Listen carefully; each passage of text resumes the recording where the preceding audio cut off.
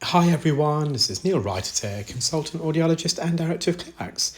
Thank you for joining me in my latest video using the WAXscope. And here we have a patient who attended with a blocked right ear. I'm just using our medium-sized specular to open up their narrow ear canal entrance. So this is our standard size 2, and it's got a diameter of 4.25 millimeters. Now this wax, it's got this very soft, mushy, dense consistency. It's probably one of the most trickiest to suction because it's almost like thick mud. It's another way of describing the consistency. And therefore, I've placed some medical grade olive oil spray into the ear just to help bind and coagulate this wax.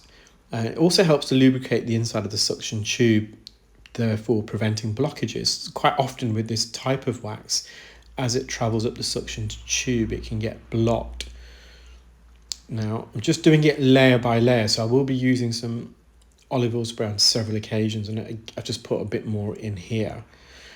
When you've got an ear canal that's fully occluded like this, the oil's only going to work and penetrate the most superficial lateral layer of the wax, so closest to the eardrum, and once it's worked its magic on that layer of wax, I then apply some more oil to coagulate and bind the next layer of wax. It is right to the eardrum, so the average ear canal length from the entrance where we are now, so the specular is just past the first bend, so we are slightly into the ear canal, and it travels 2.5 centimeters on average. There is individual differences to the eardrum, and the tail end of this is actually embedded on the drum.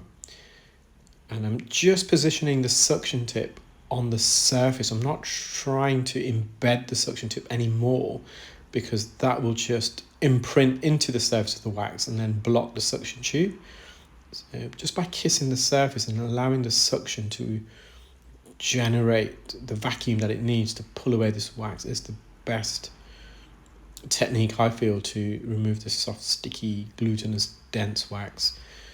We can see some of the bottom of the ear canal wall there. Well, could a minute ago, just gone a bit higher up to the roof of the ear canal.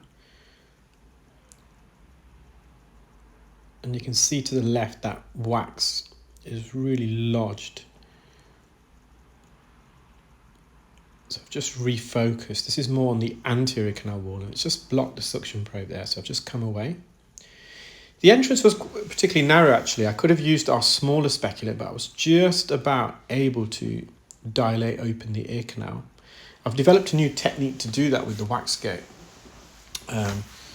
which is a bit more user-friendly, actually, and is a bit more effective at not only stretching open the entrance, but also help you to straighten the ear canal. Now you can see this plug is starting to come away, but again, I think it's just what it will do in a moment, block the suction probe.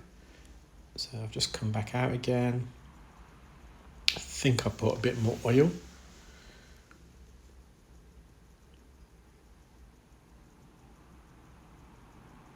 And I'm just trying to generate that suction power. And you can see the effect the oil has. It really does bind this together. So again, I'm using the left-hand side of the specular. So the specular is what you're seeing around the rim of the image, that black plastic.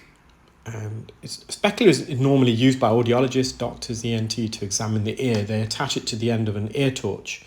So if any of you have ever visited a doctor or audiologist or ENT and they've examined your ear using an ear torch and what we call an otoscope, you have a specular. Now, where our WAXscope specular is quite unique, it's patented as well. And first of all, it's got an opening at the top. Now, that part is not patentable.